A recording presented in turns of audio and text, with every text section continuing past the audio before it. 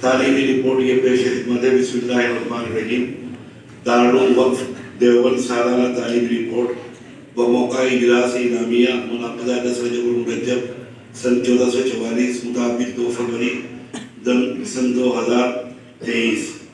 حضرات محترمین، اساتذہ کرام و طلباء عزیز، السلام علیکم ورحمۃ اللہ وبرکاتہ. سب سے پہلے بارگاہ رب العزت میں انگنت شکر و سپاس اور ہدیہ تشکر پیش ہے، جن کے لاتعداد و بے شمار انعامات کی طفیل نظام کائنات ساری و جاری ہے، اور انہی کی عنایتوں اور نوازشوں کی بدولت آج ہم اور آپ جلسہ انعامیہ کے عنوان سے یہاں جمع ہیں.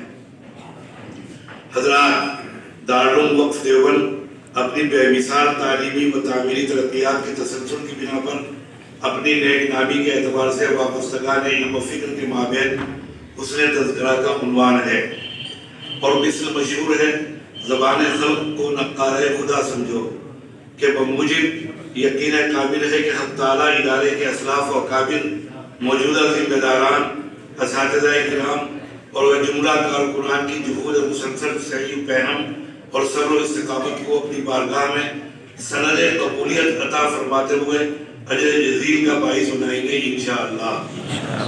حضرات محترمین، اس وقت ملکی و عالمی احوال انتہائی غیر مطمئن و ناگفتہ بے ہیں.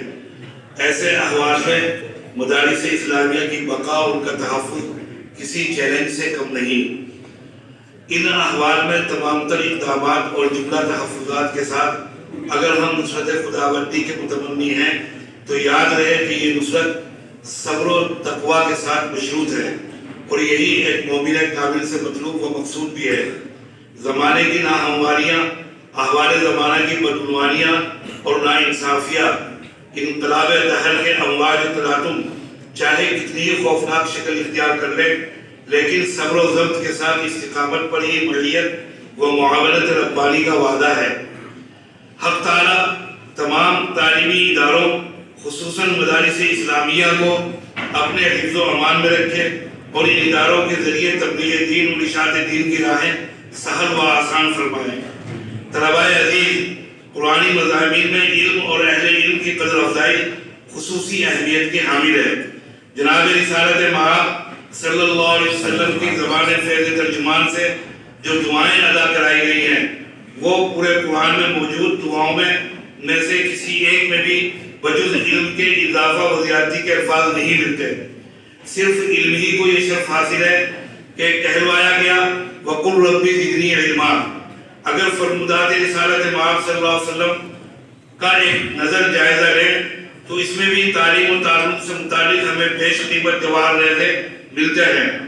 وہ تمام حقائق جو قرآن و حدیث کی روشنی میں علم و ضرف سے متعلق ہیں، وہ تمام اسلام کی علمی بنیاد اور سرور کائنات کی علمی ذوق کا پتہ دیتے ہیں. خدا تعالیٰ آپ حضرات کو اسی علم و عمل اور فضل و کمال کے لیے خدا تعالیٰ نے منتخب فرمایا ہے. یہ حق تعالیٰ کا بڑا احسان ہے کہ ہم کمال حق و اس کا شکر ادا نہیں کر سکتے. ذرا غور کیجئے، جب خدا علیم کو اپنے پیغمبر محمد عربی صلی اللہ علیہ وسلم کو سب سے پہلا اور اہم حکم دینا تھا تو زمین و آسمان اس بات کو سننے کے لیے کان لگائے بیٹھے تھے کہ عرش الہی سے توحید کا اور وحدانیت کا حکم صادر ہوگا، اور اگر توحید کا نہیں تو پھر رسالت کی باری آئے گی.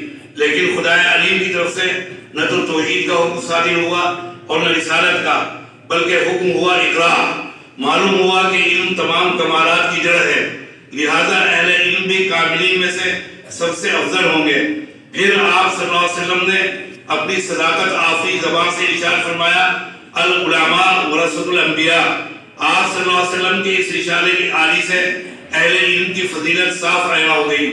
اور پھر چونکہ یہ علم انبیاء کی وراثت ہے اور انبیاء کو ابتلا اور آزمائش کی پرپیچ راہوں سے گزارا گیا، اس لیے ان کے وارثین کو بھی ابتلا و آزمائش کے پرخطر راہوں سے گزرنا ہوگا۔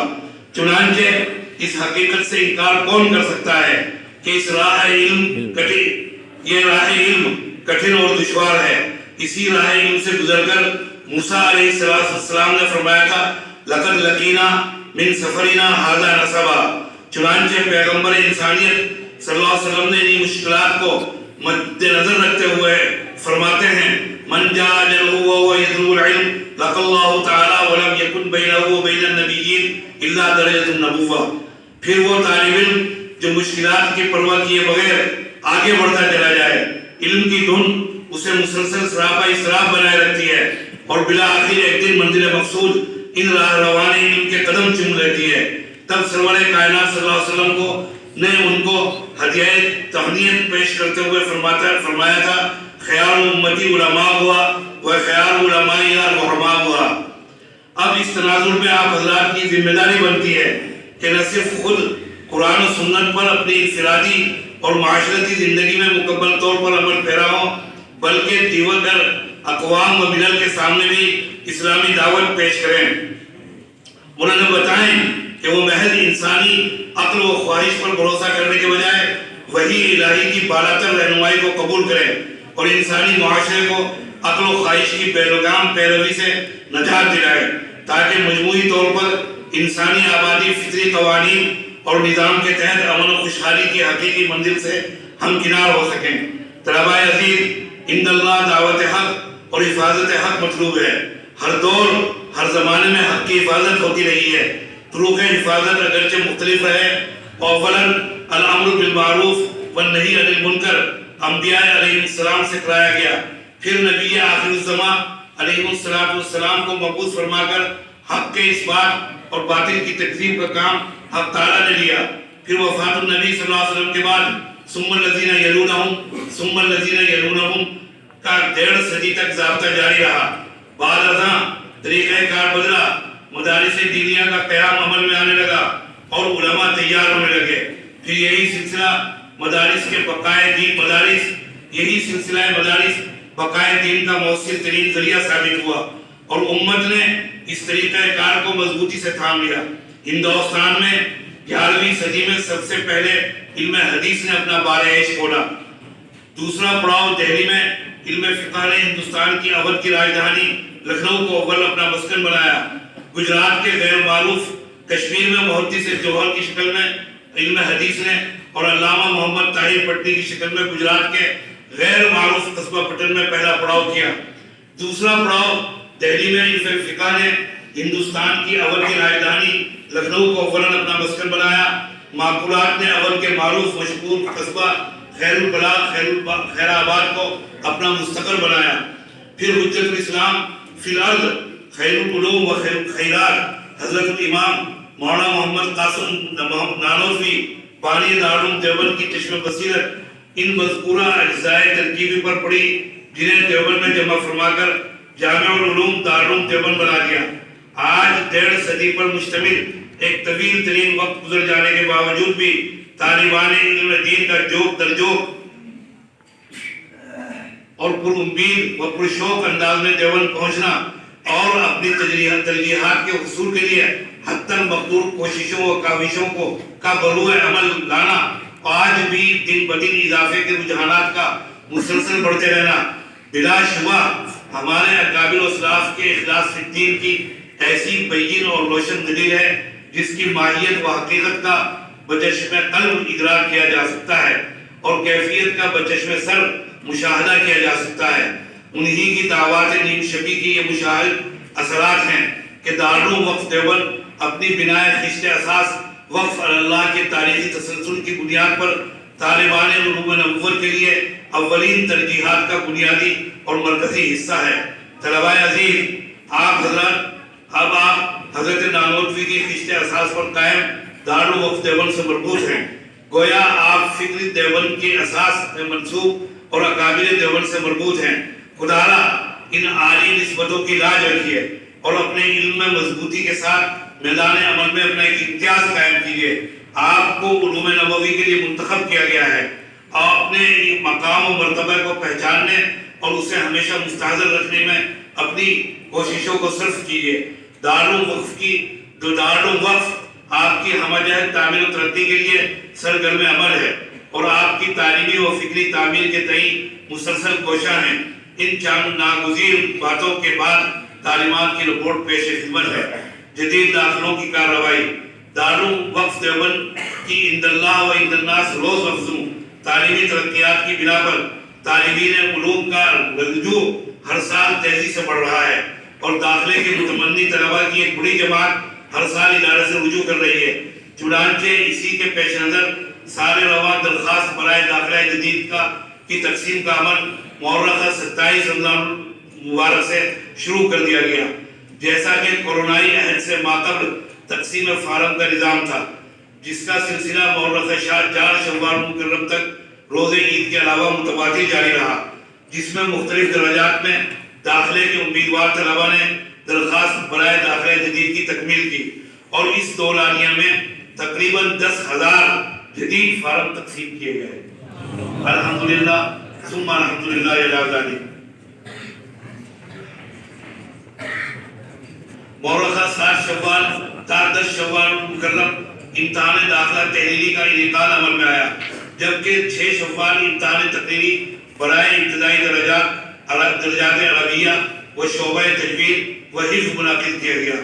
جملہ معیاری انتظامات کے ساتھ بحسن و خوبی امتحان داخلہ کا انعقاد کیا گیا۔ امتحان داخلہ میں مجموعی طور پر 9,400 طلباء نے شرکت فرمائی، جن میں سے تقریباً 1,353 طلباء کا بشرائط مطلوبہ مختلف درجات کے لیے جدید داخلہ منظور کیا گیا۔ سالانہ تعطیل کی تکمیل، جدید داخلوں کی کارروائی اور اسباق کی تقسیم کے بعد مورخہ 17 شوال مکرم سن 1443 ہجری سے تمام درجات میں اسباق کا آغاز کر دیا گیا۔ اس دورانیے میں ادارے کی یہ کوشش رہتی ہے کہ کارروائی کے ایام میں حد الامکان تخفیف کر کے ایام تعلیم میں اضافہ کیا جائے۔ چنانچہ اسی تناظر میں امتحان داخلہ کے موقع پر ذمہ داران ادارہ کی حضرات اساتذہ کرام اور کارکنان کے ذریعے غیر معمولی معاونت کی بنا پر مختصر دورانیے میں داخلے کی جملہ کارروائی مکمل ہوئی اور 17 شوال المکرم سے تعلیم کا آغاز ممکن ہو سکا۔ درجات ثانویہ کا نظام تعلیم اور ماہانہ امتحانات کا انعقاد۔ جیسا کہ یہ بات ظاہر ہے، ابتدائی درجات کی تعلیم خصوصاً غیر معمولی اہمیت کی حامل ہوتی ہے۔ یہ درجات اساس اور بنیاد کی حیثیت رکھتے ہیں، چونکہ یہ 8 سالہ تعلیمی نصاب کا لباب ہے اور انہی سالوں میں ان کی علمی، فکری، تعلیمی اور تربیتی نشو و نما ہوتی ہے، جس کی بنا پر درجات ثانویہ، اعدادیہ تا عربی چہارم کے تعلیمی نظام کے استحکام کی جانب تعلیمات خاص طور پر متوجہ رہتا ہے۔ ان درجات کی تعلیمی نگرانی کے لیے محترم جناب مولانا ڈاکٹر محمد شکیب صاحب قاسمی کی نگرانی میں دو اساتذہ کرام پر مشتمل نگراں کمیٹی تشکیل دی گئی، جو حسب معمول با اہتمام و بے انتظام المغرب تا عشاء مسجد میں موجود رہ کر طلباء کو تکرار و مطالعے کے پابند کرتے ہوئے ان کی تعلیمی نگرانی کرتے ہیں۔ نیز طلباء کو اسباق میں پیش آمدہ سوالات یا وضاحت طلب جزئیات کے تفصیلی بیان سے طلباء کو مطمئن بھی کرتے ہیں۔ اسی دوران طلباء کی حاضری کا بھی غیر معمولی اہتمام کیا گیا، جس پر طالبات کی بھرپور نگاہ ہے۔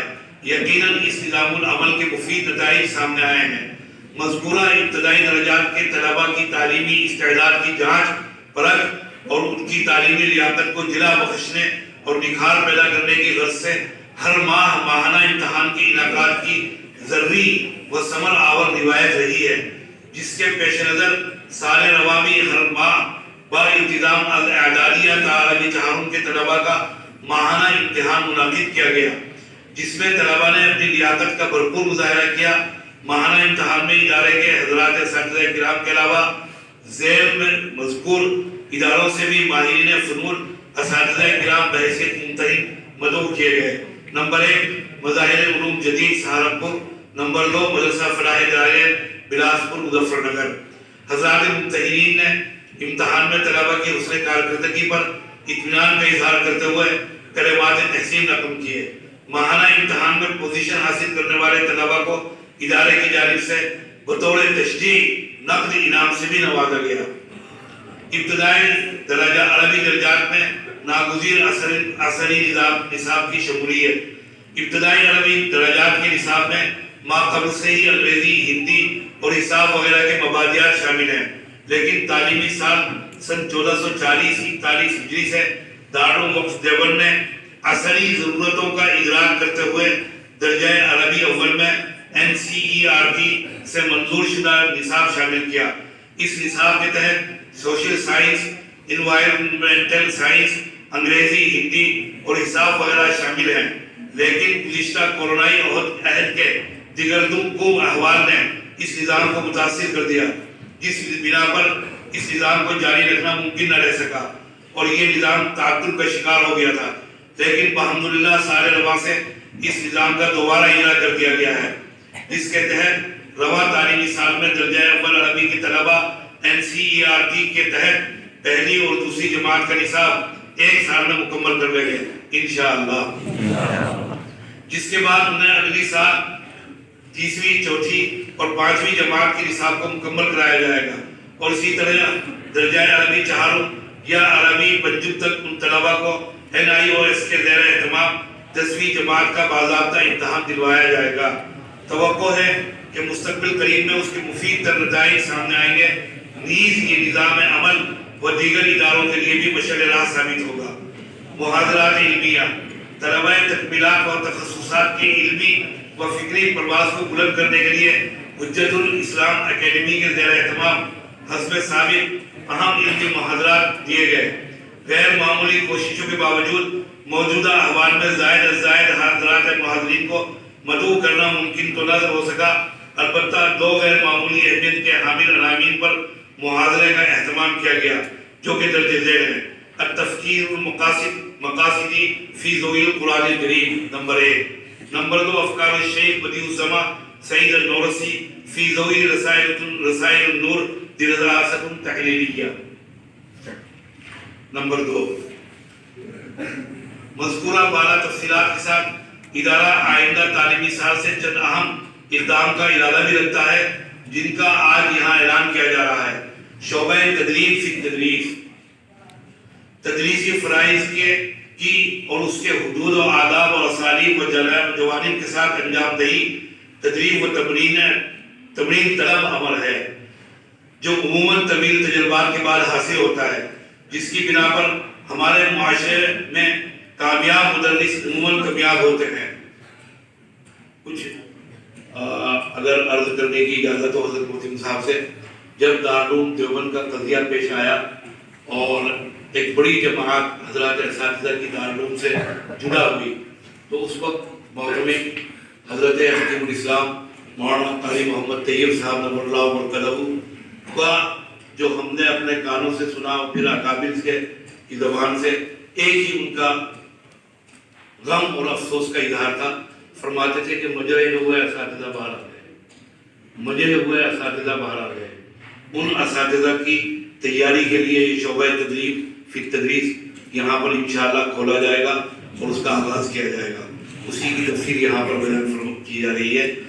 فرما رہے ہیں کہ جس کی بنا پر ہمارے معاشرے میں کامیاب مدرس عموماً کامیاب ہوتے ہیں، اسی کے پیش نظر تدریس میں تدریب کی غرض سے دارالوقف دیوبند نے آئندہ تعلیمی سال سے 2 سالہ شعبہ تدریب فی تدریس کے اجرا کا فیصلہ کیا ہے، الحمدللہ۔ اس شعبے کا بنیادی مقصد فضلائے دارالوقف دیوبند کی میدان تدریس میں ایسی تدریب اور تمرین ہے کہ وہ ایک کامیاب مدرس کا فریضہ انجام دے کر طلباء کے روشن مستقبل کے ساتھ صالح و مستحکم معاشرے کے قیام کے ضامن بنے۔ اس شعبے کے لیے صرف 2 لائق و فائق فضلاء کا انتخاب عمل میں آئے گا اور انہیں من جانب ادارہ معقول وظیفہ بھی دیا جائے گا۔ سال اول میں عمدہ و مثبت کارکردگی کی بنا پر ہی سال دوم کے لیے ترقی عمل میں آ سکے گی۔ اس شعبے سے متعلق اصول و ضوابط ادارے کی جانب سے جاری لائحہ عمل میں شامل ہیں۔ شعبہ تخصص فی الفقہ والافتاء، منصب افتاء و قضاء انتہائی نزاکتوں سے پر غیر معمولی اہمیت کا حامل منصب ہے۔ اسی بنا پر ابن عابدین شامی نے اس منصب کے اصول و ضوابط اور اس کی ذمہ داریوں اور نزاکتوں کے بیان پر پورا ایک رسالہ مرتب فرما دیا، جس میں انہوں نے مفتی کے لیے لازمی شرائط کے بیان کے ضمن میں مفتی کے لیے ماہر اور معتبر اساتذہ کی تربیت کو لازمی قرار دیا ہے۔ موجودہ احوال نے ابن عابدین شامی کے افتاء کے باب میں بیان کردہ اس اصل کی اہمیت کو دوچند کر دیا ہے۔ نیز موجودہ عالمی احوال کے تناظر میں مسائل فقہیہ میں نوازل و حوادث کی کثرت و بہتات نے اس بات کو لازمی قرار دے دیا کہ افتاء و قضاء سے وابستہ طلبہ کی ماہر اساتذہ کرام کی نگرانی میں مزید تدریب و تمرین اور تربیت نیز فقہ و فتاوی میں رسوخ پیدا کرنے کی غرض سے تخصص فی الفقہ والافتاء کا آغاز کیا جائے۔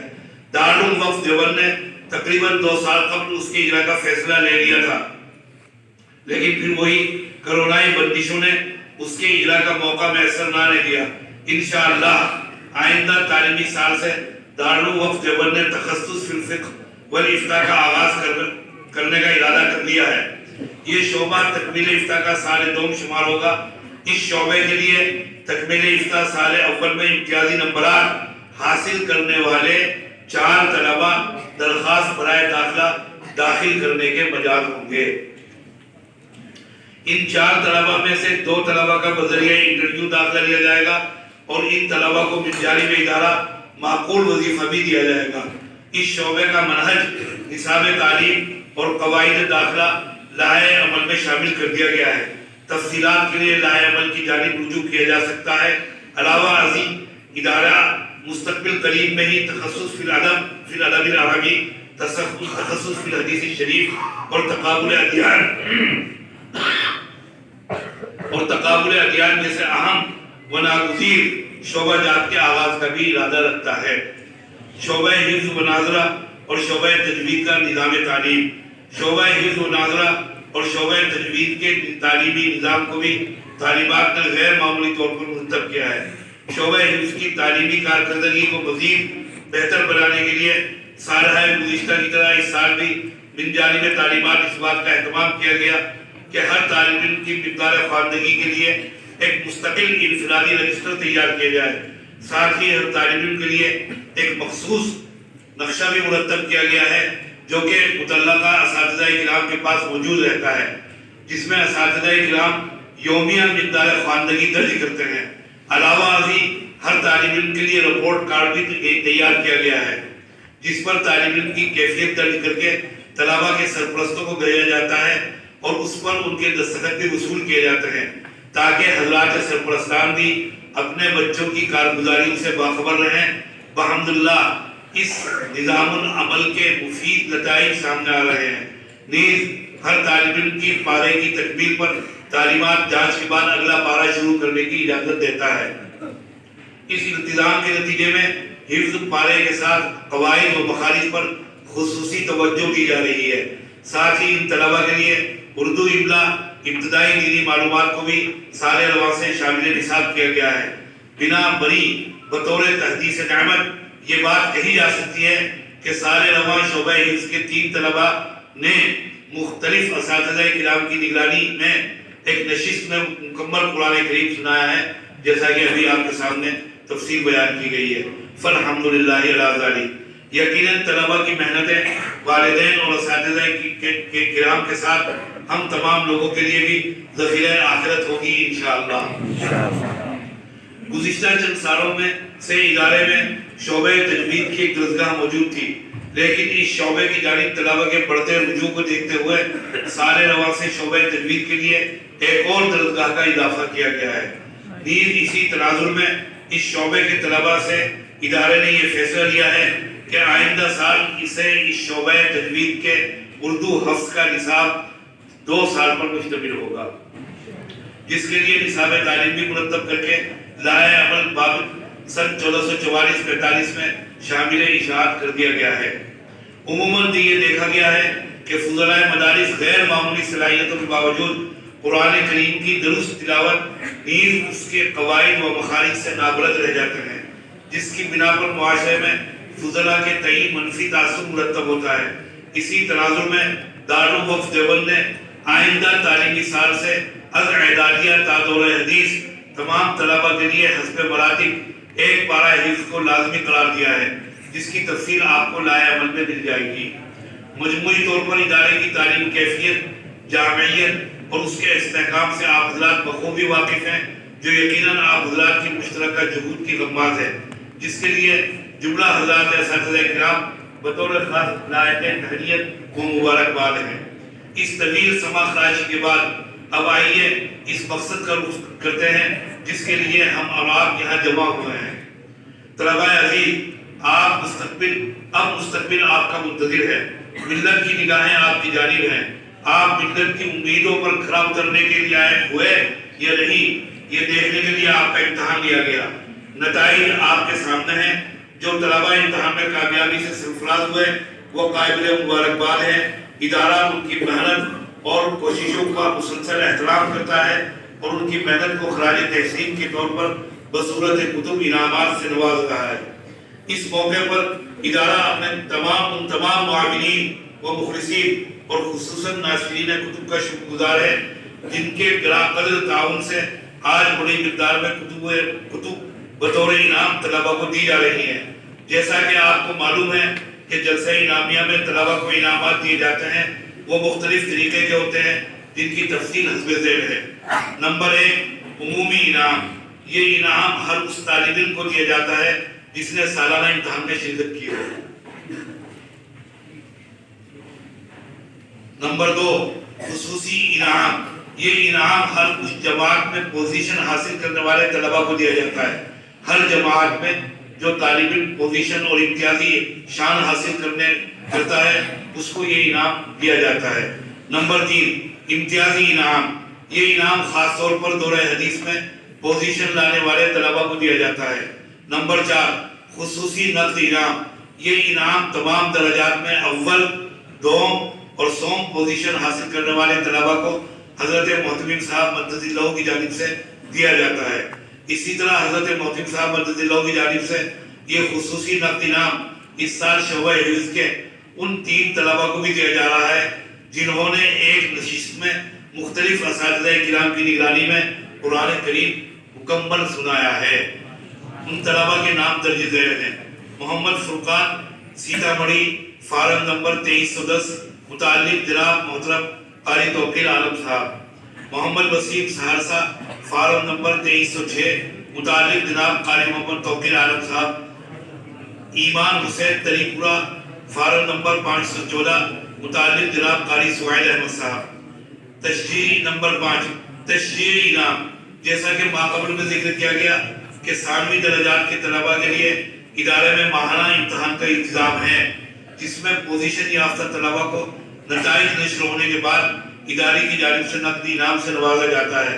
لیکن اسی کے ساتھ آج کے اس اجلاس میں ایک ایسے طالب علم کو بھی بطور تشجیع خصوصی انعام سے نوازا جا رہا ہے جنہوں نے سال رواں منعقد ہونے والے تمام ماہانہ امتحان میں اول پوزیشن حاصل کی ہے۔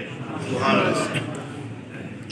جس طالب علم نے سال رواں منعقد ہونے والے ماہانہ امتحان میں اول پوزیشن حاصل کی ہے وہ ہیں محمد نسیم چمپارنی، فارم نمبر 23، شریک عربی درجہ عربی دوم۔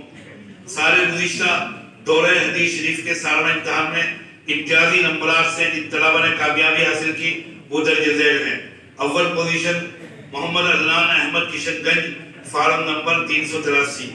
دوم پوزیشن شہادت حسین صاحب گنج، فارم نمبر 363۔